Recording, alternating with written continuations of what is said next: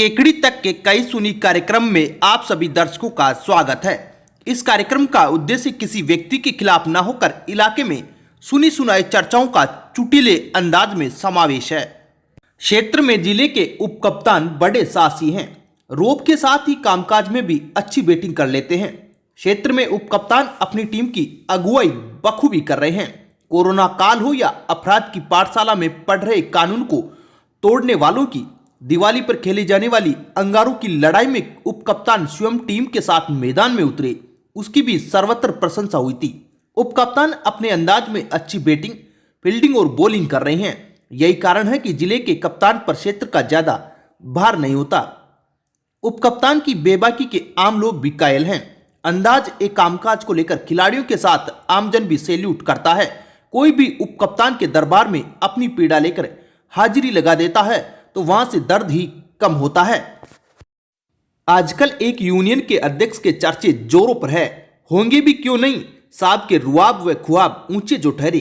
अध्यक्ष जी इतने आसमान में हैं कि उन्हें तो रात को भी कुर्सी दिखाई देती है, तभी तो चर्चे व खर्चे अचानक से बढ़े हैं।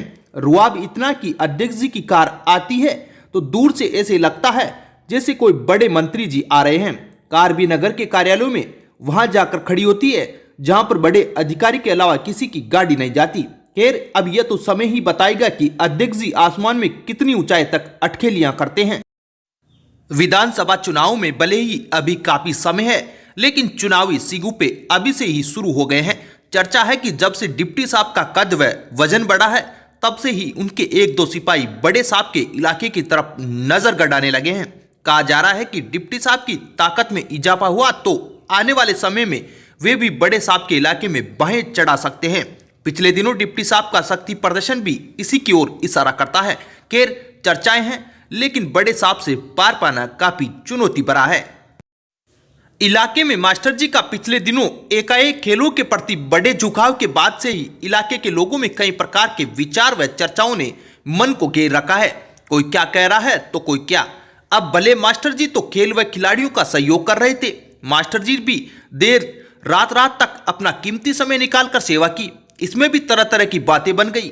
मास्टर जी ने भी पिछले दिनों दिल खोलकर सेवा व सहयोग किया। जहां भी गए लाखों करोड़ों रुपए की घोषणाएं करके दिल को गदगद कर दिया। इलाके के एक दरोगा जी काफी दुखी चल रहे हैं। होंगे भी क्यों ना, जब उनके सिपाहियों को धक्के तक खाने पड़े। लेकिन दरोगा जी सिपाहियों के धक्के खाने के बाद भी अपनी ऊर्जा व ताकत का उपयोग नहीं कर पा रहे हैं। क्या पता कौन सी रूहानी ताकतें हैं जो उन्हें ऐसा करने से रोक रही है। वे करते कुछ और हैं और हो जाता कुछ और है।